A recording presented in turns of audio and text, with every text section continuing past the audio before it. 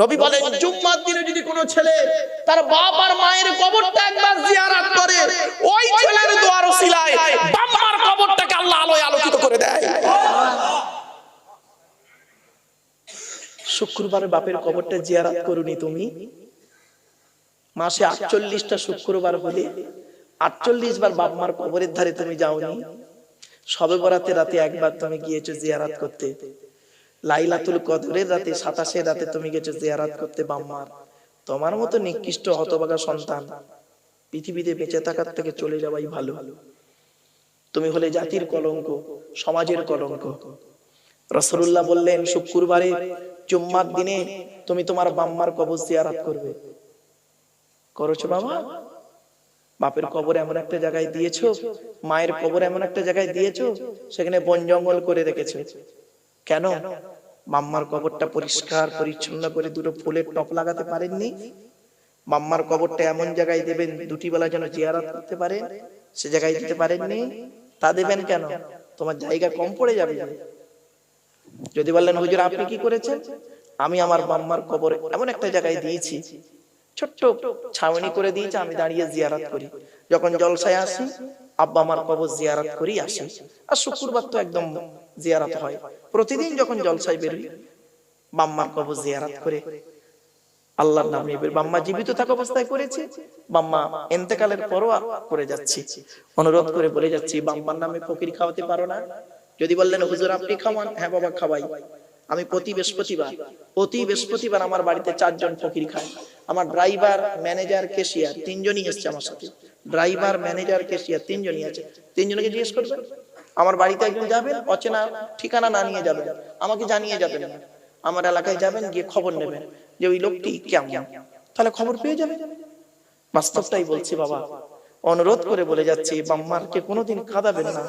বাম্মার দোয়া, বাপ আর মায়ের দোয়ায় আজকে আপনারা এখানে আমাকে দেখতে পেয়েছেন।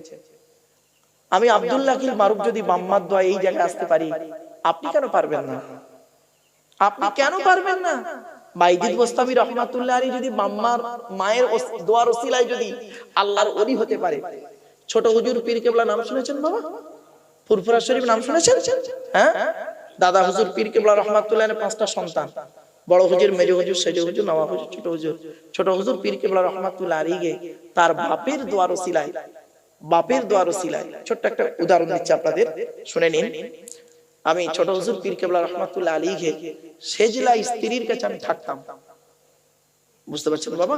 ওনার কাছেই থেকে আমি পড়াশোনা করেছি। বাস্তবটাই বলছি বাবা। ছোট হুজুর পীর কেবলা রহমাতুল্লাহ আলাইহি আম্মা জান দাদা হুজুর কেবলাকে খেতে দিয়েছে দুপুরের জোহরের নামাজের পরে। তো উনি তক্তা বসে খাচ্ছেন, দাদা হুজুর কেবলা খাচ্ছেন। তো ছোট হুজুর কেবলার মা দাদা হুজুর কেবলাকে বলছেন যে আপনি আপনার বড় ছেলে আব্দুল হাই, তাকে তো অনেক কিছু দিলেন। মেজ ছেলে আবু জাফর, তাকে তো অনেক কিছু দিলেন। সেজ ছেলে আব্দুল কাদের, সীতাপুরের বাড়ি, তাকে তো অনেক কিছু দিলেন। 9 ছেলে নাজমুস সাদা, তাকে তো অনেক কিছু দিলেন। আপনার ছোট ছেলে জুলফিকারের জন্য আপনি কি দিলেন? ছোট হুজুর কেবলার মা দাদা হুজুর কেবলাকে খাওয়ার সময় প্রশ্নটা করেছেন। দাদা হুজুর কেবলা খাওয়া দাওয়া সেরে বলছে জুলফিকারের মা, আমি আমার ছোট ছেলের জন্য কি দিয়ে গেলাম? দুহাত দিয়ে দোয়া করে গেলাম আল্লাহ যেন দূরে পালকি বেঁধে রাখে, পালকি বেঁধে রাখে। কিছু বুঝতে পারছেন আমার ভাষাটা? বাপের দোয়া কি জিনিস বুঝতে পারছেন? সেই ছোট হুজুর পীর কেবলা রহমাতুল্লাহ আলাইহি 5 হুজুর পীর কেবলা রহমাতুল্লাহ আলাইহি। ও তাই, আলহামদুলিল্লাহ। যাক, আমি তো জানি না বাপ, যাই হোক। তো বাপেরা, এজন্য আপনাদের বলি বাম্মা এমন একটা জিনিস, বাপ আর মা এমন একটা জিনিস, এইজন্য বাম্মার দোয়া নেবেন। আপনি দোয়া নিতে যাচ্ছেন বাম্মাকে ফেলে রেখে অন্য মানুষের, আপনি বোকার মতো কাজ করছেন। আল্লাহ কোরআনে বলেছে তুমি তোমার বাপ আর মাকে খুশি করো। মনে রাখবে সারা পৃথিবীর মানুষের দোয়া একটা পাল্লায় যদি রাখা হয়, রাসূল বলেছেন বাম্মার দোয়া এত মারাত্মক দোয়া, আল্লাহর নবীদের পরই স্থান হলো বাপ আর মায়ের। আপনি কোথায় আছেন? আপনি এখনো সময় আছে, বাপ যাদের বাম্মা বেঁচে আছে মূল্যায়ন করতে শিখুন। স্ত্রীর কথা শুনে মানে খবরদার বাম্মাকে গালিগালাজ করবেন না। হয়তো অনেকে মনে মনে ভাবছেন আমার বাপ ভালো নয়, আমার শ্বশুর আমার আব্বা আব্বা করে ডাকে, আর বাপ বলে এই এদিকে আয়, আর শ্বশুর বলে আব্বা এটা খেয়ে যাও। ওরে বোকা, তো শ্বশুর তোকে আব্বা বলে ডাকে কার স্বার্থে? মেয়ের স্বার্থে। দেখবে তোর শ্বশুর কি করে তোকে আব্বা বলে ডাকে, তুই তোর স্ত্রীর গালে দুটো চড় মারবি, তুই তোর স্ত্রীর গালে দুটো চড় মারবি, তোর স্ত্রীর গালটা লাল হয়ে যাবে, ফর্সা মেয়ে লাল হয়ে যাবে, ওই লাল গালটা নিয়ে 5টা আঙুলের দাগ নিয়ে তোর স্ত্রী তার বাপের কাছে খালি গিয়ে বলবে আব্বা তোমার জামাই মেরেছে। তখন তোর শ্বশুর কি বলবে জানিস? মারে আর কাঁদিস নি, আগে যদি জানতাম ওই হারামির বাচ্চার সঙ্গে তোর বিয়ে দিতাম। ঠিক না বেটা? তাহলে যে শ্বশুর কিছুক্ষণ আগে বললো আব্বা এটা খাও ওটা খাও, আর সেই শ্বশুর মুহূর্তের মধ্যে মেয়ের সাথে তোকে গালি দিল, আর তোর ভাব। এই যুবক শুনে নাও, এই যুবতী মেয়েরা শুনে নাও, জীবনে যদি উন্নতির চরম শিখরে পৌঁছাতে যাও, দুটো জিনিসকে সহ্য করিও, সূর্যের তাপ, বাপের রাগ। কি বললাম? বাপের রাগ আর সূর্যের তাপ। কিছু বুঝতে পারছেন আমার ভাষা? খুব ডিপলি আলোচনা। সূর্যের তাপ আর বাপের রাগ, এই দুটো যদি সহ্য হয়, জানবে তুমি জীবনে উন্নতির চরম শিখরে পৌঁছাবে। বুঝলে বাবা? এজন্য অনুরোধ করে বলে যাচ্ছি, আল্লাহর পরিচয় দিতে গেলে, আল্লাহর আলোচনা করতে গেলেই বাপ আর মায়ের আলোচনা আসবে। কেন? আল্লাহ আমাদেরকে সৃষ্টি করেছেন বাপ আর মায়ের মাধ্যমে। ঠিক না বেটি? বাপের পৃষ্ঠ হতে মায়ের পেটে কিভাবে তৈরি করলেন আল্লাহ? আল্লাহ নিজেই বলছে। চলো চলো, আমাদের দেহের মধ্যে 4টে গুরুত্বপূর্ণ অর্গান আছে। আপনাদের বলে যাচ্ছি বাবা, সবসময় এই 4টে জিনিস ঠিক রাখবেন। যদি আপনার দেহের মধ্যে, সারা বডির মধ্যে এই 4টে জিনিস ঠিক থাকে, আপনি বেঁচে থাকবেন। 4টের একটা খারাপ হলে আপনি মারা যাবেন, 100% মারা যাবেন। কি কি শুনে নিন। 1 নাম্বার ব্রেন। কি বললাম? ব্রেন। 2 number heart. কি? হার্ট। 3 number liver. কি বললাম? লিভার। 4 number kidney. কি? কিডনি। এই 4টা। ব্রেনে স্ট্রোক করলে আপনি শেষ, হার্ট ব্লক হয়ে গেলে শেষ, লিভারে চর্বি জমে লিভারটা পচে গেলে, ঘা হয়ে গেলে ক্যান্সার, শেষ। আর কিডনিতে দুটো আছে, দুটোই যদি শেষ হয়ে ডায়ালিসিস করতে করতেই শেষ। এই 4টে জিনিস ঠিক রাখবেন আজকের বাড়ি থেকে। লিভার ঠিক রাখার জন্য কি আছে? আচ্ছা, এবার 4টের কারণটা কি, ঠিক রাখবেন কিভাবে? রাসূলুল্লাহ এই জন্য বলেছেন, তুমি দুনিয়ার অযথা চিন্তা করে ব্রেনটাকে নষ্ট করো না, আখিরাতের চিন্তা করো, ব্রেনটা ঠিক থাকবে। আর আমরা কি করি? আখিরাতের চিন্তা করি না, দুনিয়ায় করতে করতে, দুনিয়ার চিন্তা করতে করতে ব্রেন নষ্ট করে ফেলছেন। ঠিক না বেটা?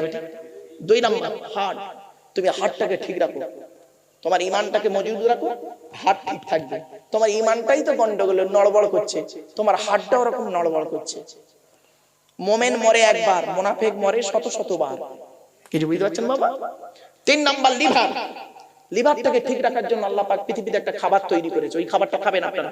খাবারটার নাম কি জানেন? পেঁপে। কি বললাম? পেঁপে। পেঁপে ওটা লিভারের উপকারী খাবার। 3 নাম্বার। 4 নাম্বার হলো কিডনি। কিডনিটাকে ঠিক রাখার জন্য নবী করিম সাল্লাল্লাহু আলাইহি ওয়াসাল্লাম বলেছেন, তোমরা বেশি বেশি করে পানি পান করো। আর আধুনিক বিজ্ঞান গবেষণা করে বলছে, একজন প্রাপ্তবয়স্ক পুরুষ এবং নারীর জন্য সারা দিনে 4 থেকে 6 লিটার পানি পান করতে হবে।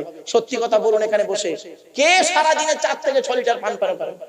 সারা দিনে 1 লিটার পানি পান করে কি তা সন্দেহ? দুপুরে 1 গ্লাস, সকালে 1 গ্লাস, রাতে 1 গ্লাস। সারা দিন খালি বিড়ি, তেরেঙ্গা, খৈনি, গুটকা, শান্তি অশান্তি আর খালি চা ঢাকাচ্ছে। ঠিক না বেটা? খারাপ ভাবেন না, অসুবিধা হচ্ছে আপনাদের। চলো এগিয়ে যাই। এবার আসছি, দেহের মধ্যে আল্লাহ পাক 9টা ছিদ্র দিয়েছে। কটা? 9টা ছিদ্র আছে আমাদের দেহের মধ্যে। 9টা ছিদ্র। এই 9টা ছিদ্রের যে কোনো একটা ছিদ্র দিয়ে আল্লাহ আত্মা বের করে দেয়, যে কোনো একটা ছিদ্র দিয়ে। দেখেন,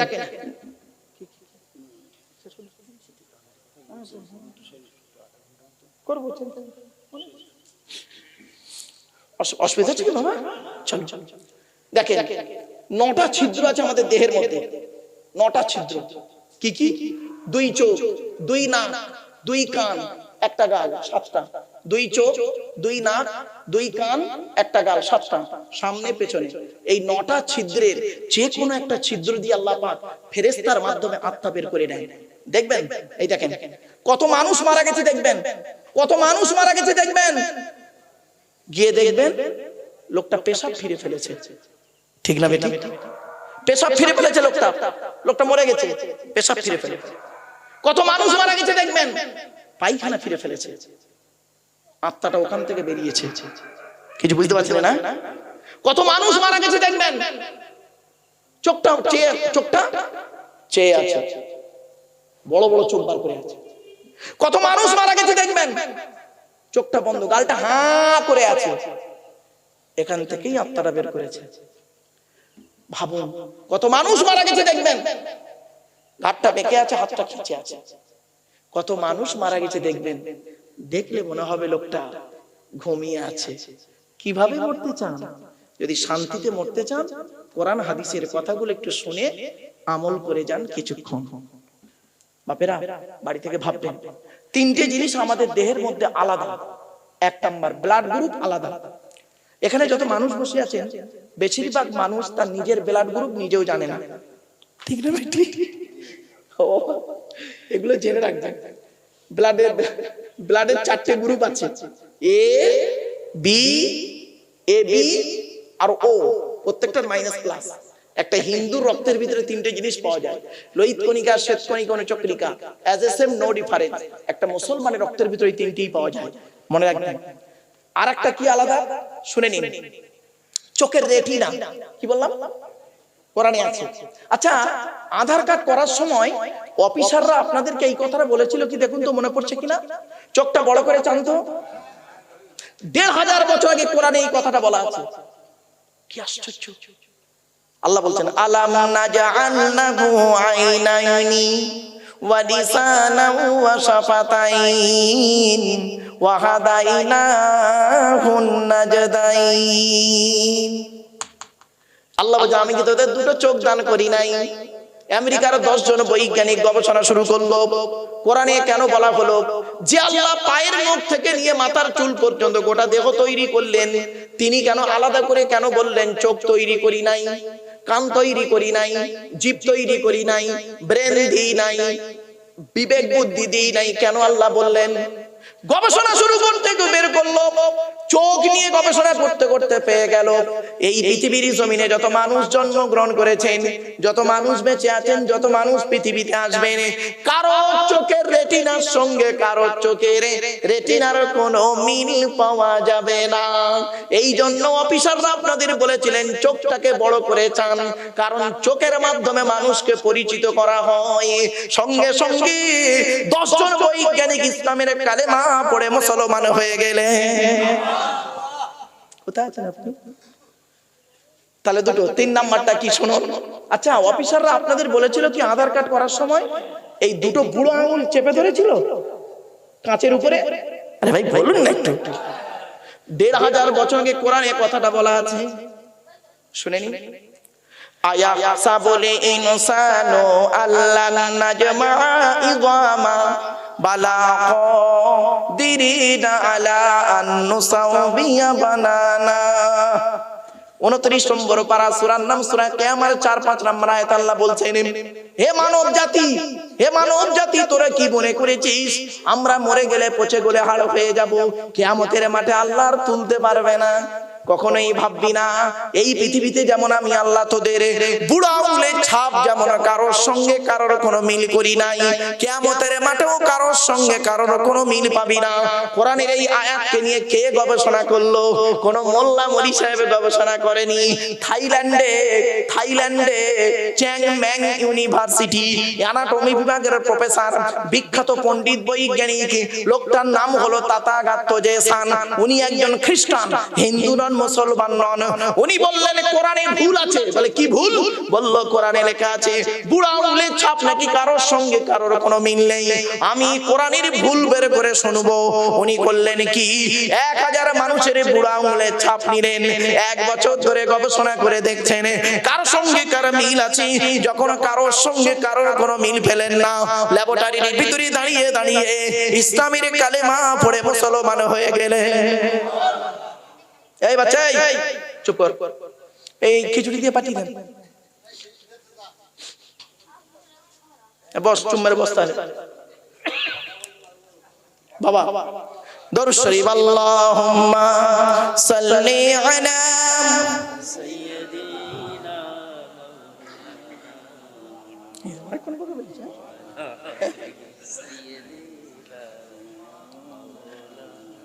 বাপেরা অসুবিধা হচ্ছে, আরেকটু হবে না? বন্ধ করতে বন্ধ আর একটু হবে? আচ্ছা ঠিক আছে, আর সংক্ষেপে 2-5 মিনিট বলে নিই বাবা। চলে আল্লাহর আলোচনা করতে করতে বাপ 2 ঘন্টা বকে ফেলেছি, 2 ঘন্টা হয়ে গেছে। চলে আমি তো ঘন্টা ধরে তো আলোচনা করি না বাবা। চলো আসছি, আল্লাহর আলোচনা শেষ করলাম, আর অনেক আলোচনা প্রচুর। আল্লাহ বলছেন, বান্দা কি আলোচনা করবি আব্দুল্লাহ গিল মারুফ? তুই এই আব্দুল্লাহ গিল মারুফ এই সারাপুর বাজারে এসে তুই কি ওয়াজ করবি আর এই শ্রোতাদের কি শোনাবি? আমার গুণগান, আমার রহমতের আলোচনা। আল্লাহ বলছেন কি করবি তুই? আলোচনা শেষ করতে পারবি? কোরআন বলছে ওয়ালাউ আন্না মা ফিল আরদি মিন শাজারাতিন আকলামু ওয়াল বাহরু ইয়ামুদ্দুহু মিন বা'দিহি সাবআতু আবহুরিন মা নাফিদাত কালিমাতুল্লাহ।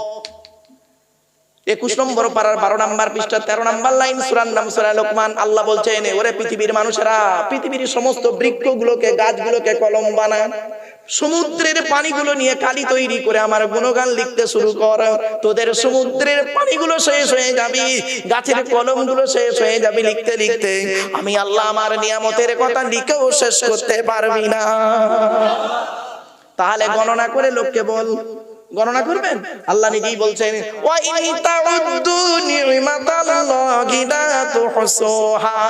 ওরে আব্দুল্লাহ গিল মারুফ, তুই আমার নিয়ামতগুলো নিয়ে গণনা করতে শুরু কর, গণনা করেও জীবনে শেষ করতে পারবি না। আল্লাহর আলোচনা শেষ হবে না বাবা। এজন্য বাড়ি থেকে ভাববেন, সৃষ্টিকর্তা আপনাকে কতটা ভালোবাসে, কতটা ভালোবাসে আপনি জানেন না? আল্লাহ আপনাকে কতটা ভালোবাসে। বাম্মা কি ভালোবাসে, বাম্মার থেকে লক্ষ গুণ বেশি ভালোবাসে সৃষ্টিকর্তা আল্লাহ। আল্লাহ তাই বলছেন, নবী আমার সম্পর্কে যদি আমার বান্দারা তোমাকে কোনো প্রশ্ন করে, আমার সম্পর্কে যদি তোমাকে কোনো প্রশ্ন করে নবী তুমি কি বলবে? কোরআন বলছে ওয়া ইযা সালাকা ইবাদি আন্নী ফাইন্নী করিব উজিবু দাওয়াতাদ দাঈ ইযা দাআন ফালিয়াস্তাজিবু লি ওয়া লিয়ুমিনু বি লাআল্লাহুম ইয়ারশুদুন। 2 নম্বর পারা 7 নম্বর পৃষ্ঠা 9 নম্বর লাইন, সূরার নাম সূরা বাকারা।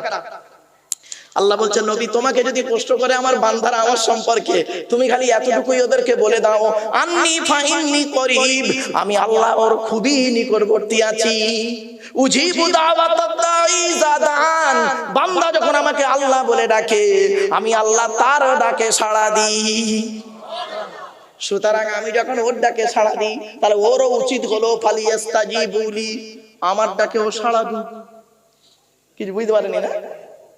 আল্লাহ বলছে আমি যখন বান্দার ডাকে সাড়া দিলাম, উজিবু দাওয়াতাদ দাঈ ইযা দাআন, বান্দা যখন আমাকে ডাকে আমি আল্লাহ তার ডাকে সাড়া দিই, তা বান্দারও উচিত হলো ফালিয়াস্তাজিবু লি, বান্দারও উচিত হলো আমার ডাকে সাড়া দেওয়া। ঠিক না বেটি? কোরআন বলছে আর কি ওয়ালি ইউমিনু বি, আমি আমার বান্দাকে বিশ্বাস করি, ও আমাকে ডেকেছে, ভালোবেসে ডেকেছে, তাই ওকে বিশ্বাস করি। তাহলে আমি যখন ওকে বিশ্বাস করি, ওরও উচিত হলো ওয়ালি ইউমিনু বি, আমাকে যেন বিশ্বাস করে। কিছু বুঝতে পারছেন না? তাহলে কোলে কি হবে? আল্লাহ বলছেন ও যদি আমার ডাকে সাড়া দেয় আর আমার কি যদি বিশ্বাস করে 100%, তাহলে কি করব? তাহলে ও নিজেই বলে, আমি আল্লাহই বলে দিলাম নবী ওদেরকে বলে দাও লাআল্লাহুম ইয়ারশুদুন, ওরাই সঠিক রাস্তা পেয়ে যাবে। জোরে বলি সুবহানাল্লাহ। জান্নাত কোথায় পাবেন বাপেরা? মসজিদের ভেতরে বুঝি? রাগ করবেন না, ছোট্ট একটা উদাহরণ দিচ্ছি। কি বলেন যেন বাবা? ওই নবী নবী নবী আর আল্লাহ। ও আচ্ছা আচ্ছা আচ্ছা, ঠিক, এই ঠিক বলেছেন রে। আচ্ছা কিছু বুঝতে পারছেন আপনারা? আমি তো আল্লাহর পরিচয়টা দিলাম, এখন নবীর পরিচয় আমাদের পরিচয়টা বাকি, তাই তো সংক্ষেপে বলে দিই বাবা একটু। হ্যাঁ, এটা লম্বা করবো না, অনেক আলোচনা। এই আর জাস্ট নবীদের পরিচয়টা 3টে কি কি শুনে নিন, খুব মনে রাখবেন এগুলো।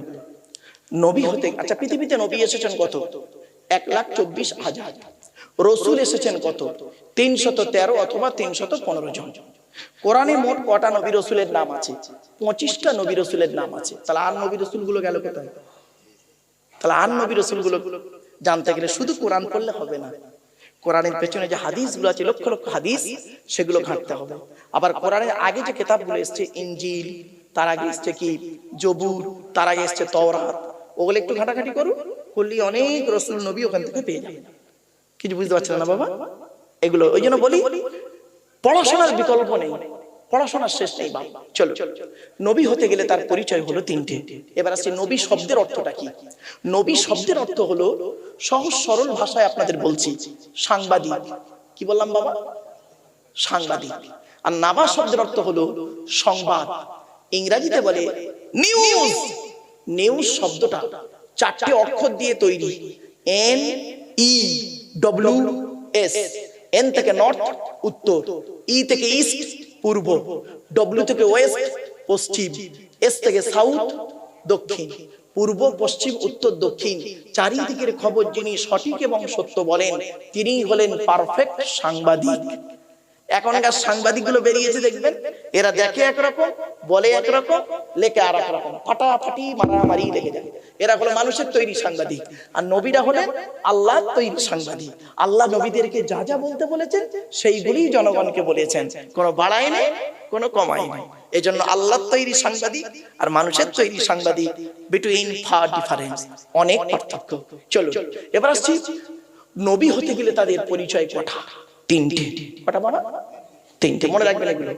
এক নাম্বার, যিনি নবী হবেন, যে নবী হবে, সর্বপ্রথম তাকে তার চরিত্র উত্তম হতে হবে। এই পৃথিবীতে প্রত্যেকটা নবীর চরিত্রকে আল্লাহ পাক উত্তম করে পাঠিয়েছে, জোরে বলুন সুবহানাল্লাহ। এক নাম্বার। দুই নাম্বার, যিনি নবী হবে তার উপরে আল্লাহর তরফ থেকে ওহী নাযিল হতে হবে। ওহী নাযিল হতে হবে। ওহী নাযিল হয়নি, তিনি নবী, এটা বিশ্বাস করবেন না আপনারা। ওহী নাযিল হতেই হবে 100%, আল্লাহর তরফ থেকে আসবে। তিন নাম্বার, যিনি নবী হবে তার উপরে, তার দ্বারাই অলৌকিক ঘটনা ঘটতে হবে, যাকে বলে মুজিজা, মিরাকেল। অলৌকিক ঘটনা নবীর মাধ্যমে ঘটতে হবে। সে একটা হতে পারে, 50টা হতে পারে। দেখুন পৃথিবীতে যত নবী এসেছেন, প্রত্যেকটা নবীর মাধ্যমে আল্লাহ পাক সর্বাধিক 50টা মুজিজা দিয়েছেন, তার বেশি নেই। 50টার বেশি কোনো নবীর নেই। একমাত্র নবী আখিরি নবী মুহাম্মদ সাল্লাল্লাহু আলাইহি সাল্লামের মাধ্যমে আল্লাহ পাক এই পৃথিবীতে 1000-এরও বেশি মুজিজা দিয়েছেন। সর্বশ্রেষ্ঠ হলো কোরআনুল মাজিদ নাযিল করা, জোরে বলুন। আর একটা ঘটনা, একটা মুজিজা বলবো, 1 মিনিট লাগবে, সময় দেবেন? একটা মুজিজা বলছি, মানে 999টার মধ্যে 1000টার মধ্যে একটা বললাম কোরআন, আরেকটা বলছি, 1 মিনিট লাগবে। আল্লাহ নবী একদিন দাঁড়িয়ে আছেন, মুহাম্মদ সাল্লাল্লাহু আলাইহি সাল্লাম একদিন দাঁড়িয়ে আছেন। এমন সময় মৌমাছির দলেরা যাচ্ছে, মৌমাছি গো বাবা, মৌমাছি, মৌমাছির ঝাঁক যাচ্ছে উড়ে উড়ে। আল্লাহ নবী বললেন, এই মৌমাছিরা দাঁড়িয়ে যাও। ব্যাস, সঙ্গে সঙ্গে মৌমাছির ঝাঁকটা দাঁড়িয়ে গেল, দলটা পুরো একদম দাঁড়িয়ে গেল। নবীজি বললেন, আমি তোমাদেরকে একটা প্রশ্ন করব। তোমরা পৃথিবীতে হরেক রকমের ফল আর ফুল থেকে খাবার সংগ্রহ করো, কোনটা ঝাল, কোনটা টক, কোনটা মিষ্টি, কোনটা তিতো। হরেক রকমের ফুল আর ফল থেকে খাবার সংগ্রহ করো, তোমাদের পেটের মধুটা এত মিষ্টি হয় কি করে? তখন মৌমাছির ঝাঁকের দলের ভিতর থেকে একটা মৌমাছির জবান আল্লাহ খুলে দিল। সেই মৌমাছিটা কি বলছে শুনুন। আসসালামু আলাইকা ইয়া রাসূলুল্লাহ, আমরা হলাম কর্মী মৌমাছি, আমাদের চাকের রানী মৌমাছি বসে আছেন। আমাদের রানী আমাদেরকে আদেশ করেছেন, আমরা যেখান থেকে খাবার সংগ্রহ করব, ওই খাবার নিয়ে এই চাকে আসার মাঝখানে রাস্তায় যতটুকু সময় পাবো, আখিরি নবীর উপরে দরুদ পড়তে পড়তে আসবো। وأوحى ربك إلى النحل أن اتخذي من الجبال بيوتا ومن الشجر ومما يعرشون ثم كلي من كل الثمرات فاسلكي سبل ربك ذللا। কোরআনের আয়াত 66 নম্বর আয়াত। 13 নম্বর 14 নম্বর পারা 13 নম্বর পৃষ্ঠার 8 নম্বর লাইন, সূরার নাম সূরা নাহলের 66 নম্বর আয়াত। আমার বাপেরা, এই বিস্তারিত আলোচনা বাপ। চলো এবার আসছি আমাদের যিনি নবী মুহাম্মদ সাল্লাল্লাহু আলাইহি সাল্লাম, তাই তো নাকি বাবা? বলুন না রে বাবা, তাড়াতাড়ি। এখন আমাদের নবীর পরিচয়টা বলে দিই, আর বেশি বলবো না। আচ্ছা, আমাদের নবী কোন বংশে জন্মগ্রহণ করেছেন? জোরে বলুন। কুরাইশ। আচ্ছা, কে কুরাইশ? কার নাম কুরাইশ? তবে সুবহানাল্লাহটা একটু জোরে বলতে হবে, পারবেন তো? হ্যাঁ হ্যাঁ, সুবহানাল্লাহ জোরে বলবেন। উত্তর চব্বিশ পরগনায় সব সমস্যা হয়, এরা সুবহানাল্লাহ জোরে বলতে এদের কষ্ট হয় কেন জানি না। অন্যান্য জায়গায় এইসব আলোচনা করলে সুবহানাল্লাহ আন্তরিকতা নিয়ে বেরিয়ে যায়, আর এখানে এরা সুবহানাল্লাহ বলতে গেলে এত কষ্ট হয়, ভাষায় বলা যায় না। একটু আন্তরিকতা নিয়ে বলবেন, ভালো লাগবে। চলো, কোন বংশ বললেন? কুরাইশ। কুরাইশটা কে শুনুন।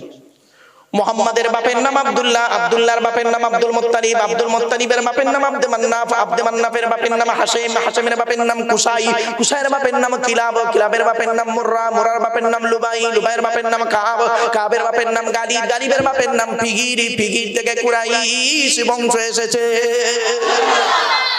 নবীর বাপের নাম আব্দুল্লাহ, মায়ের নাম আমিনা, দাদার নাম আব্দুল মুত্তালিব, দাদির নামটা কি?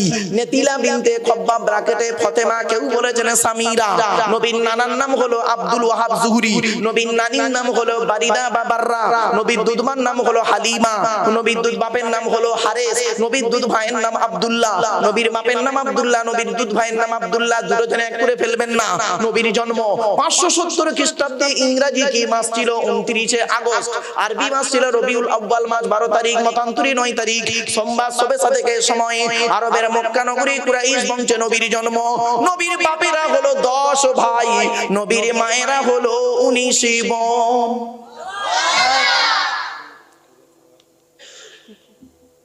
নবীর 9টা চাচা, নবীর 9টা চাচা, 18টা খালা, 6টা ফুপু, 7টা ছেলে মেয়ে। তুমি তো নবীর কিছুই জানো না। নবীর 9টা চাচা বললাম, 9টা চাচার নাম কি? বড় চাচার নাম হারেস, জুবায়ের, মুকাইয়িম, ফাইদাক, জাইদাক, আবু লাহাব, হামজা, আব্বাস, আবু তালেব। নবীর বাপ হলো আব্দুল্লাহ। নবী 7টা ছেলে মেয়ে, 3টে পুত্র সন্তান, 4টে কন্যা সন্তান। 3টে পুত্র সন্তানের নাম কি? বড় ছেলেটার নাম হলো কাসেম, তারপরে ছেলেটার নাম হলো তাহের বা তৈয়ব, কেউ বলেছেন আব্দুল্লাহ, আর ছোট ছেলেটার নাম হলো ইব্রাহিম, মারিয়া কিপ্তিয়ার গর্ভে এসেছিলেন। এবার আসছি নবীর মেয়ে কটা? 4টে। বড় মেয়েটার নাম হলো জাইনাব, রুকাইয়া, উম্মে কুলসুম। ছোট মেয়েটার নাম হলো ফাতেমা, যার সঙ্গে নবীজি আলীর বিবাহ দিয়েছিলেন। আলীকে জামাই করতে গেলেন কেন?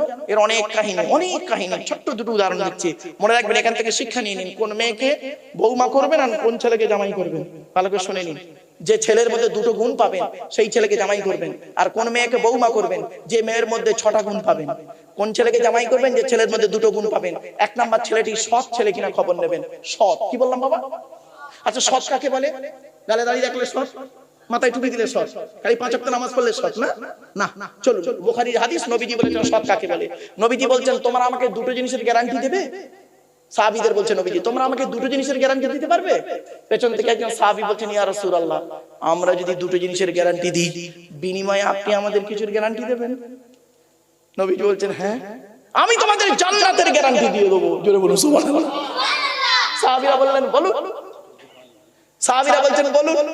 নবীজি বললেন, শোনো, বুখারীর হাদিস, 2 ঠোঁটের মাঝখানে কি? এই জিভের গ্যারান্টি দাও।